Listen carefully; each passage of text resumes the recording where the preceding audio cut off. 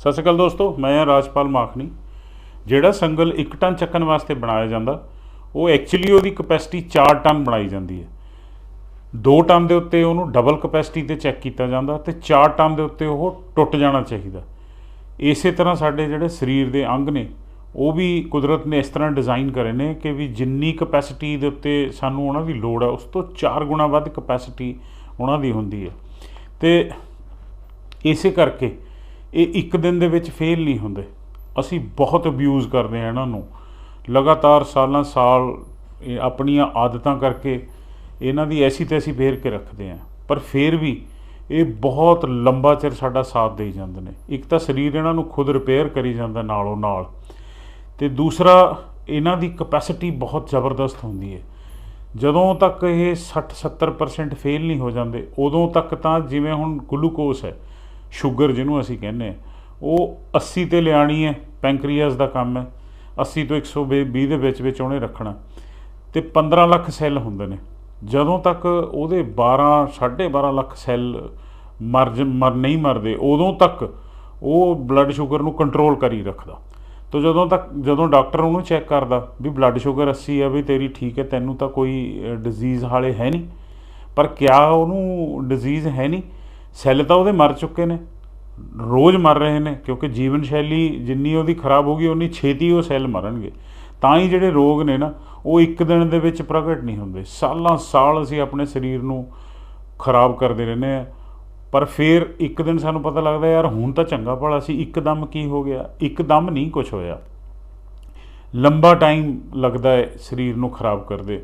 ਔਰ ਇਹ ਵੀ ਤੁਸੀਂ ਸਮਝੋ ਕਿ ਇੱਕ ਅੰਗ ਨੂੰ ਅਸੀਂ ਖਰਾਬ ਨਹੀਂ ਕਰ ਰਹੇ, ਇੱਕ ਅੰਗ ਪਹਿਲਾਂ ਪਕੜਿਆ ਗਿਆ, ਹੋ ਸਕਦਾ ਜੈਨੇਟਿਕਲੀ ਵੀਕ ਹੋਵੇ ਜਾਂ ਉਹਦੇ 'ਤੇ ਲੋਡ ਵੱਧ ਹੋਵੇ, ਅੰਗ ਸਾਰੇ ਹੀ ਖਰਾਬ ਹੁੰਦੇ ਨੇ। ਤਾਂ ਹੀ ਅੱਜ ਦੀ ਡੇਟ ਦੇ ਵਿੱਚ ਜਿਹੜੀ ਬਿਮਾਰੀ ਹੁੰਦੀ ਹੈ ਜਾਂ ਕੋਈ ਮਰਦਾ ਤਾਂ ਕਹਿੰਦੇ ਮਲਟੀਪਲ ਆਰਗਨ ਫੇਲੀਅਰ।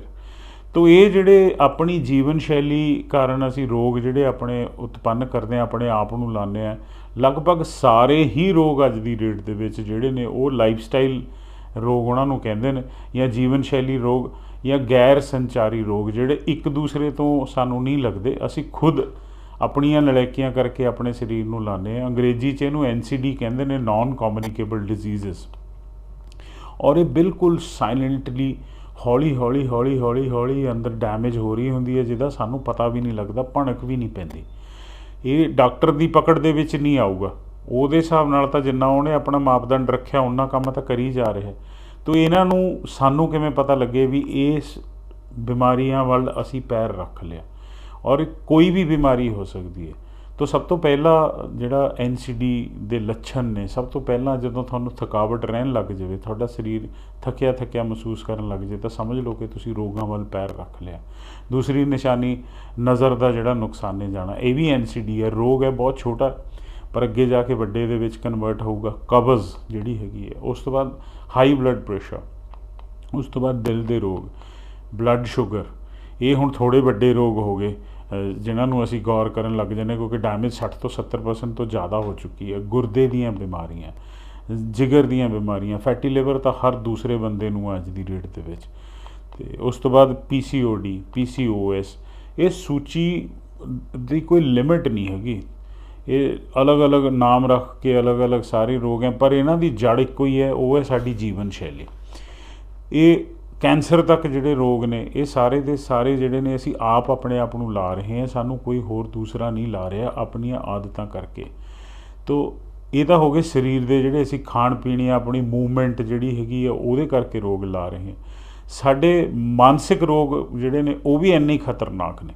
ਟੈਨਸ਼ਨ ਤੋਂ, ਸਟਰੈਸ ਜਦੋਂ ਸਾਨੂੰ ਹੁੰਦੀ ਹੈ, ਉਹ ਸਟਰੈਸ ਤੋਂ ਖਹਿੜਾ ਛੁਡਾਉਣ ਵਾਸਤੇ ਅਸੀਂ ਲੱਤ ਐਡਿਕਸ਼ਨ ਹੋ ਜਾਂਦੀ ਹੈ ਸਾਨੂੰ, ਜਿਵੇਂ ਵਾਰੀ ਬਹੁਤਾ ਕੋਈ ਬੰਦਾ ਖਾਣਾ ਖਾਣ ਲੱਗ ਜਾਂਦਾ, ਕੋਈ ਸ਼ਾਪਿੰਗ ਕਰਨ ਲੱਗ ਜਾਂਦਾ।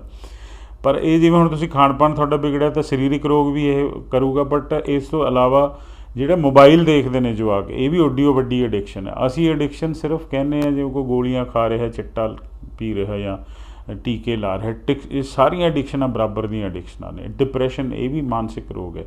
ਅਸੀਂ ਅੱਗੇ ਚੱਲ ਕੇ ਸਮਝਾਂਗੇ ਵੀ ਇਹ ਕਿਉਂ ਲੱਗਦੇ ਨੇ ਸਾਨੂੰ, ਅਤੇ ਜੇ ਲੱਗ ਗਏ ਤਾਂ ਇਹਨਾਂ 'ਚੋਂ ਬਾਹਰ ਨਿਕਲਣ ਦਾ ਕੀ ਤਰੀਕਾ ਹੈ। ਤਾਂ ਜਦੋਂ ਤੁਸੀਂ ਡਿਪਰੈਸਡ ਹੋ ਜਾਂਦੇ ਹੋ ਉਦੋਂ ਕੋਰਟੀਜ਼ੋਲ ਦੀ ਸਕਰੀਸ਼ਨ ਰੈਗੂਲਰ ਹੁੰਦੀ ਹੈ, ਉਹਨੂੰ ਕੰਟਰੋਲ ਕਰਨ ਵਾਸਤੇ ਜਦੋਂ ਤੁਹਾਡਾ ਆਟੋ ਇਮਿਊਨ ਸਿਸਟਮ ਐਕਟਿਵ ਹੁੰਦਾ ਤਾਂ ਮਾਨਸਿਕ ਰੋਗ ਹੈ ਇਹ। ਤਾਂ ਤੁਹਾਡੀ ਸਕਿਨ ਦੇ ਉੱਤੇ ਐਲਰਜੀ ਸਾਰੀਆਂ ਐਟੀਕੇਰੀਆ ਵਗੈਰਾ ਵਰਗੀਆਂ ਹੁੰਦੀਆਂ ਨੇ, ਤੁਹਾਨੂੰ ਅਸਥਮਾ, ਤੁਹਾਡੇ ਲੰਗਸ ਦੀਆਂ ਸਾਰੀਆਂ ਪ੍ਰੋਬਲਮਸ ਆਉਣੀਆਂ ਸ਼ੁਰੂ ਹੋ ਜਾਂਦੀਆਂ ਨੇ। ਚਾਹੇ ਤੁਸੀਂ ਚੰਗਾ ਖਾ ਪੀ ਰਹੇ ਹੋ, ਤੁਸੀਂ ਵਰਜਿਸ਼ ਵੀ ਕਰ ਰਹੇ ਹੋ, ਲੇਕਿਨ ਜੇ ਮੈਂਟਲੀ ਤੁਹਾਨੂੰ ਪਰੇਸ਼ਾਨ ਹੋ ਤੁਸੀਂ, ਤਾਂ ਇਹ ਰੋਗ ਉੱਧਰੋਂ ਵੀ ਸ਼ੁਰੂ ਹੋ ਜਾਂਦੇ ਨੇ। ਇਹਨਾਂ ਬਾਰੇ ਵੀ ਪੂਰੀ ਚਰਚਾ ਕਰਾਂਗੇ, ਇਹਦੇ ਵਿਗਿਆਨ ਨੂੰ ਵੀ ਆਪਾਂ ਸਮਝਾਂਗੇ ਸਰਲ ਭਾਸ਼ਾ ਦੇ ਵਿੱਚ, ਇਹਦੇ ਹੱਲ ਕੀ ਨੇ ਉਹ ਵੀ ਸਮਝਾਂਗੇ।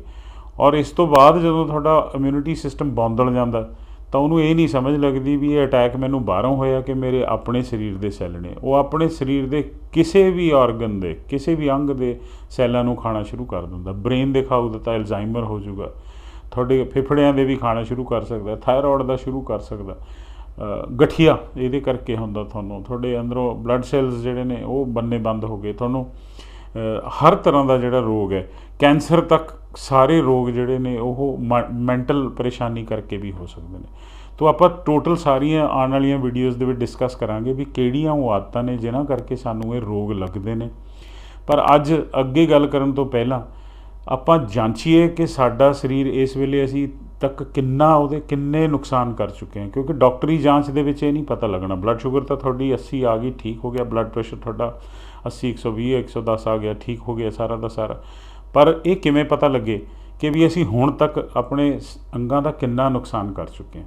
ਕਿਉਂਕਿ ਜੇ 50-60% ਤੱਕ ਵੀ ਨੁਕਸਾਨ ਅਸੀਂ ਕਰ ਚੁੱਕੇ ਹਾਂ ਤਾਂ ਵੀ ਸਾਨੂੰ ਲੱਗੂਗਾ ਵੀ ਅਸੀਂ ਹੈਲਦੀ ਹਾਂ। ਤਾਂ ਇਹ ਬਿਲਕੁਲ ਸਾਇਲੈਂਟ, ਹੌਲੀ ਹੌਲੀ ਚੁੱਪਚਾਪ ਅੰਦਰ ਪਲ ਰਹੇ ਨੇ ਰੋਗ ਤੁਹਾਡੇ। ਤਾਂ ਇਹਨੂੰ ਨਾਪਣ ਦਾ, ਜਾਂਚਣ ਦਾ ਸਿੱਧਾ ਸਰਲ ਤਰੀਕਾ ਜਿਹੜਾ ਆਪਾਂ ਹੁਣੇ ਹੀ ਕਰਾਂਗੇ। ਸਾਡੇ ਸਰੀਰ ਦੀ ਜਿਹੜੀ ਟੋਟਲ ਕਪੈਸਿਟੀ ਹੈ ਉਹ 16 ਘੰਟੇ ਕੰਮ ਕਰਨ ਦੀ ਹੈ। ਮਤਲਬ ਸਵੇਰੇ 4 ਵਜੇ ਤੋਂ ਉੱਠ ਕੇ ਰਾਤ ਨੂੰ 8 ਵਜੇ ਤੱਕ ਲਗਾਤਾਰ ਇਹ ਕੰਮ ਕਰ ਸਕਦਾ, ਖੁਸ਼ੀ ਧੱਕੇ ਨਾਲ ਨਹੀਂ, ਖੁਸ਼ੀ ਬਿਨਾਂ ਆਰਾਮ ਕੀਤੇ। ਕਿਆ ਤੁਸੀਂ ਇਹ ਕਰ ਸਕਦੇ ਹੋ? ਜੇ ਤਾਂ ਤੁਸੀਂ ਇਹ ਕਰ ਸਕਦੇ ਹੋ ਤਾਂ ਆਪਣੇ ਆਪ ਨੂੰ 10 ਚੋਂ 10 ਦੇ ਲਓ। ਜੇ ਬਹੁਤ ਵਾਰ ਕਰ ਸਕਦੇ ਹੋ ਤਾਂ 8 ਦੇ ਲਓ। ਜੇ ਕਈ ਵਾਰ ਕਰ ਸਕਦੇ ਹੋ ਤਾਂ 6 ਨੰਬਰ ਦੇ ਲਓ ਆਪਣੇ ਨੂੰ। ਜੇ ਕਦੇ ਕਰ ਸਕਦੇ ਹੋ ਤਾਂ 4 ਨੰਬਰ ਦੇ ਹੱਕਦਾਰ ਹੋ ਤੁਸੀਂ।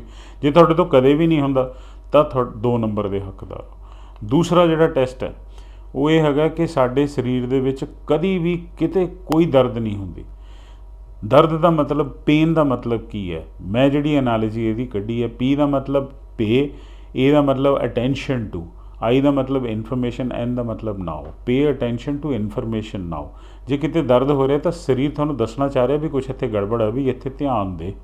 ਤੋ ਜੇ ਤਾਂ ਤੁਹਾਨੂੰ ਹਮੇਸ਼ਾ ਕਿਤੇ ਦਰਦ ਨਹੀਂ ਹੁੰਦੀ ਔਰ ਕਦੇ ਦਰਦ ਨਹੀਂ ਹੁੰਦੀ ਤਾਂ 10 ਚੋਂ 10 ਦੇ ਹੱਕਦਾਰ ਹੋ ਤੁਸੀਂ। ਜੇ ਤੁਹਾਨੂੰ ਕਦੇ ਦਰਦ ਹੁੰਦੀ ਹੈ ਕਿਸੇ ਅੰਗ 'ਚ ਤਾਂ 8 ਦੇ ਹੱਕਦਾਰ ਹੋ। ਜੇ ਕਈ ਵਾਰੀ ਹੁੰਦੀ ਹੈ ਤਾਂ 6 ਦੇ। ਜੇ ਬਹੁਤ ਵਾਰ ਹੁੰਦੀ ਹੈ ਤਾਂ 4 ਦੇ। ਅਤੇ ਜੇ ਹਮੇਸ਼ਾ ਹੁੰਦੀ ਰਹਿੰਦੀ ਹੈ, ਕਦੀ ਲੱਤ ਦੁਖਦੀ ਹੈ, ਕਦੀ ਸਿਰ ਦੁਖਦਾ, ਕਦੀ ਵੱਖੀ ਦੁਖਦੀ ਹੈ, ਤਾਂ ਸਿਰਫ 2 ਨੰਬਰ ਦੇ ਹੱਕਦਾਰ ਹੋ। ਤਾਂ ਪਹਿਲੇ 10 ਦੇ ਵਿੱਚੋਂ ਜਿੰਨੇ ਵੀ ਨੰਬਰ ਤੁਹਾਨੂੰ ਮਿਲੇ, ਮੰਨ ਲਓ 4 ਮਿਲੇ, ਔਰ ਇਹ ਦੂਸਰੇ 10 ਦੇ ਵਿੱਚੋਂ ਜਿਹੜੇ ਮਿਲੇ ਇਹਦੇ 'ਚੋਂ ਵੀ ਮੰਨ ਲਓ ਤੁਹਾਨੂੰ 4 ਮਿਲੇ, ਤਾਂ ਤੁਹਾਡੇ 20 ਦੇ ਵਿੱਚੋਂ 8 ਹੋ ਗਏ। ਆਪਾਂ 10 ਸਵਾਲ ਕਰਾਂਗੇ ਤਾਂ 100 ਦੇ ਵਿੱਚੋਂ ਤੁਹਾਡੇ ਕਿੰਨੇ ਨੰਬਰ ਆਉਂਦੇ ਨੇ ਇਹ ਦੇਖਣਾ ਆਪਾਂ। ਇਸ ਤੋਂ ਬਾਅਦ ਤੀਸਰਾ ਕਿ ਰਾਤ ਨੂੰ 8 ਵਜੇ ਮੰਜੇ ਦੇ ਉੱਤੇ ਪੈਂਦੇ ਸਾਰ ਤੁਹਾਨੂੰ ਨੀਂਦ ਆ ਜਾਂਦੀ ਹੈ। ਇੱਥੇ ਯਾਦ ਰਹੇ ਵੀ ਬਿਮਾਰ ਹੋ ਕੇ, ਥੱਕ ਹਾਰ ਕੇ, ਦੁਖੀ ਹੋ ਕੇ ਸੌਣ ਦੀ ਗੱਲ ਨਹੀਂ ਹੋ ਰਹੀ। ਖੁਸ਼ੀ ਐਕਟਿਵਲੀ ਤੁਸੀਂ ਮੰਜੇ 'ਤੇ ਪਏ ਔਰ ਨਾਲ ਦੀ ਨਾਲ ਤੁਹਾਨੂੰ ਨੀਂਦ ਆ ਗਈ ਔਰ ਸਵੇਰ ਤੱਕ ਤੁਸੀਂ ਬੱਚਿਆਂ ਵਾਂਗੂ ਸੁੱਤੇ, ਬਿਨਾਂ ਮਤਲਬ ਕਿਸੇ ਡਿਸਟਰਬੈਂਸ ਤੋਂ। ਜੇ ਤਾਂ ਤੁਹਾਨੂੰ ਹਮੇਸ਼ਾ ਆ ਜਾਂਦੀ ਹੈ ਨੀਂਦ, ਫਿਰ ਤਾਂ 10 ਚੋਂ 10 ਦੇ ਹੱਕਦਾਰ ਹੋ ਤੁਸੀਂ। ਜੇ ਬਹੁਤ ਵਾਰ ਆਉਂਦੀ ਹੈ ਤਾਂ 8 ਦੇ ਹੱਕਦਾਰ ਹੋ। ਜੇ ਕਈ ਵਾਰੀ ਆਉਂਦੀ ਹੈ ਤਾਂ 6 ਵਾਰੀ। ਜੇ ਕਦੇ ਆਉਂਦੀ ਹੈ ਤਾਂ 4। ਜੇ ਕਦੇ ਨਹੀਂ ਆਉਂਦੀ, ਰਾਤ ਨੂੰ ਪਾਸੇ ਮਾਰਦੇ ਰਹਿੰਦੇ ਹੋ, ਨੀਂਦ ਬਾਰ ਉੱਠਦੀ ਰਹਿੰਦੀ ਹੈ, ਤਾਂ ਸਿਰਫ 2 ਨੰਬਰ ਦੇ ਹੱਕਦਾਰ ਹੋ। ਹੁਣ 30 ਦੇ ਵਿੱਚੋਂ ਤੁਹਾਡੇ ਕਿੰਨੇ ਨੰਬਰ ਆ ਗਏ, ਨਾਲ ਦੀ ਨਾਲ ਆਪਣੇ ਟੋਟਲ ਲਾਉਂਦੇ ਰਹੋ ਦਿਮਾਗ ਦੇ ਵਿੱਚ। ਚੌਥਾ ਜਿਹੜਾ ਆਪਾਂ ਸ਼ਮਤਾ ਆਪਣੀ ਬਾਡੀ ਦੀ ਦੇਖਣੀ ਹੈ ਕਿ ਸਵੇਰੇ 4 ਵਜੇ ਤੁਹਾਡੀ ਜਾਗ ਖੁੱਲ੍ਹ ਜਾਂਦੀ ਹੈ ਔਰ ਤੁਸੀਂ ਪੂਰੇ ਉਤਸ਼ਾਹ ਨਾਲ ਉੱਠਦੇ ਹੋ। ਜਿਵੇਂ ਕਿ ਮੰਨ ਲਓ ਅੱਜ ਜੇ ਤੁਸੀਂ ਕੋਈ 50 ਲੱਖ ਦੀ ਕਾਰ ਲੈਣ ਜਾਣੀ ਹੈ, ਜਿਵੇਂ ਓਨਾ ਉਤਸ਼ਾਹ ਤੁਹਾਨੂੰ ਹੁੰਦਾ, ਓਨੀ ਖੁਸ਼ੀ ਦੇ ਨਾਲ ਤੁਸੀਂ ਉੱਠਦੇ ਹੋ ਔਰ ਸਾਰਾ ਦਿਨ ਖੁਸ਼ ਰਹਿੰਦੇ ਹੋ।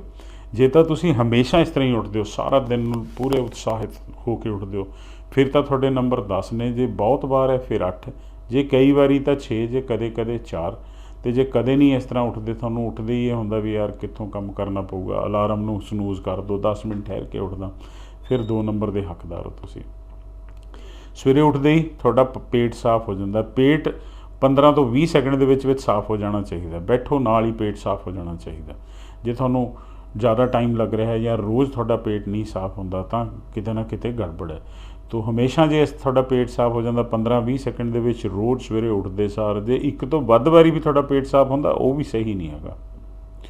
तो जे हमेशा ਹੁੰਦਾ ਤਾਂ 10, ਜੇ ਬਹੁਤ ਵਾਰ ਹੁੰਦਾ 8, ਜੇ ਕਈ ਵਾਰੀ ਹੁੰਦਾ 6 ਤੇ ਜੇ ਕਦੇ ਕਦੇ ਹੁੰਦਾ ਤਾਂ 3, ਜੇ ਕਦੇ ਨਹੀਂ ਹੁੰਦਾ ਤਾਂ ਫਿਰ 2 ਨੰਬਰ। ਇਸ ਤੋਂ ਬਾਅਦ ਤੁਹਾਡੀ ਚਮੜੀ ਜਿਹੜੀ ਹੈ ਉਹ ਬੱਚਿਆਂ ਵਰਗੀ ਸਾਫ਼ ਹੈ। ਜੇ ਤਾਂ ਬਿਲਕੁਲ ਸਾਫ਼ ਹੈ ਫਿਰ ਤਾਂ 10 ਨੰਬਰ ਨੇ, ਤੇ ਜੇ ਥੋੜ੍ਹੇ ਬਹੁਤੇ ਦਾਗ ਦੱਬੇ ਨੇ ਤਾਂ 8 ਹੈ। ਇਸੇ ਤਰ੍ਹਾਂ ਤੁਸੀਂ ਆਪ ਆਪਣੇ ਹਿਸਾਬ ਨਾਲ ਆਪਣੇ ਆਪ ਨੂੰ 6, 4 ਜਾਂ 2 ਨੰਬਰ ਦੇ ਸਕਦੇ ਹੋ। ਤੇ ਜੇ ਵਜ਼ਨ ਜਿਹੜਾ ਤੁਹਾਡਾ ਉਹ ਬਿਲਕੁਲ ਸਹੀ ਹੈ, ਘੱਟ ਤੇ ਵੱਧ ਦੋਹੇ ਬਰਾਬਰ ਦੇ ਤੁਹਾਡੇ ਇੰਡੀਕੇਟਰ ਨੇ ਵੀ ਇਸ਼ੂ ਹੈ, ਪ੍ਰੋਬਲਮ ਹੈ ਕਿਤੇ। ਆਮ ਇੱਕ ਮੇਲ ਜਿਹੜਾ 5 ਫੁੱਟ 7 ਇੰਚ ਉਹਦੀ ਮੈਂ ਹਾਈਟ ਦੇ ਹਿਸਾਬ ਨਾਲ ਕੈਲਕੂਲੇਸ਼ਨ ਕਰੀ ਹੈ, ਕਿਉਂਕਿ ਜੇ 5 ਫੁੱਟ ਦਾ ਬੰਦਾ ਹੋਵੇ ਤਾਂ 50 ਕਿਲੋ ਵਜ਼ਨ ਉਹਦਾ ਹੋਣਾ ਚਾਹੀਦਾ, ਅਤੇ ਉੱਪਰਲੇ ਹਰੇਕ ਇੰਚ ਦਾ 2-2 ਕਿਲੋ ਹੋਰ ਜੁੜ ਲਓ। ਅਤੇ ਜਿਹੜਾ 5 ਫੁੱਟ 7 ਇੰਚ ਦਾ ਬੰਦਾ ਉਹਦਾ 64-65 ਕਿਲੋ ਵਜ਼ਨ ਹੋਣਾ ਚਾਹੀਦਾ, ਅਤੇ ਜਿਹੜੀ ਮਹਿਲਾ ਹੈ ਉਹਦਾ ਵਜ਼ਨ 54-55 ਕਿਲੋ ਹੋਣਾ ਚਾਹੀਦਾ। ਜੇ ਤਾਂ ਤੁਹਾਡਾ ਬਿਲਕੁਲ ਸਹੀ ਵੇਟ ਹੈ ਤਾਂ 10 ਨੰਬਰ ਦੇ ਹੱਕਦਾਰ ਹੋ ਤੁਸੀਂ। ਅਤੇ ਜੇ +- 2 ਕਿਲੋ ਹੈ ਫਿਰ 8 ਦੇ ਹੱਕਦਾਰ ਹੋ। ਜੇ +- 5 ਕਿਲੋ ਹੈ ਤਾਂ 4 ਦੇ ਹੱਕਦਾਰ ਹੋ। ਜੇ +- 10 ਕਿਲੋ ਹੈ ਤਾਂ ਸਿਰਫ 2 ਨੰਬਰ ਦੇ ਹੱਕਦਾਰ ਹੋ। ਜੇ 10 ਕਿਲੋ ਤੋਂ ਵੀ ਵੱਧ ਫਰਕ ਹੈ ਤੁਹਾਡਾ, ਵੱਧ ਜਾਂ ਘੱਟ, ਫਿਰ ਛੱਡੋ, ਫਿਰ 0 ਨੰਬਰ ਹੀ ਹੈ ਇਹਦੇ ਵਿੱਚ।